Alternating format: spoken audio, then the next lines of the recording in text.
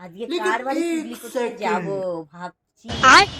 যাই দেখি আর একটু ঘুরে আসি। তোমরা তো বাড়িতেই আছে, যাই দেখি ফুলটুসির দাঁতে একটু ঘুরে আসি। ফুলটুসি আমাকে যেতে বলেছে। মামা বলছি একটু মার্কেটে যেতে হবে, কিছু জামা কাপড় আর অন্য কিছু কেনার ছিল, সবজি টবজি যাবো। মা মানে তুমি কি পরেছো?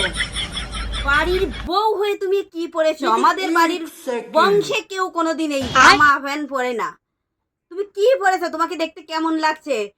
হাতে শাখা পলা, সিঁথিতে সিঁদুর সবই তো আছে। আমার তাহলে ওইসব চলবে না। যাও, শাড়ি পরলে গেলে যাও, না পরলে না যাও। মা তোমার সাথে মা, তুমি কেমন আছো? উড়ি আমার কলাবতী, কেমন আছিস মা? মা কি মিষ্টি লাগছে আমার কলাবতীকে। ও মা, কি মা, তুই তো দারুণ বানিয়েছে রে। নিজের মেয়ে ঠিক করে বাপের বাড়ি চলে এসেছে। আমার মেয়ে রূপে গুণে লক্ষ্মী সরস্বতী দুটোই। কি সুন্দর আমার মেয়ে। এইসব চুড়িদার করলে দোষ হয়ে যায়। এইসব করে হঠাৎ করে বাপের বাড়ি চলে এসেছে, যত সব বলতে গেলে সব দোষ হয়ে যায়। চলো।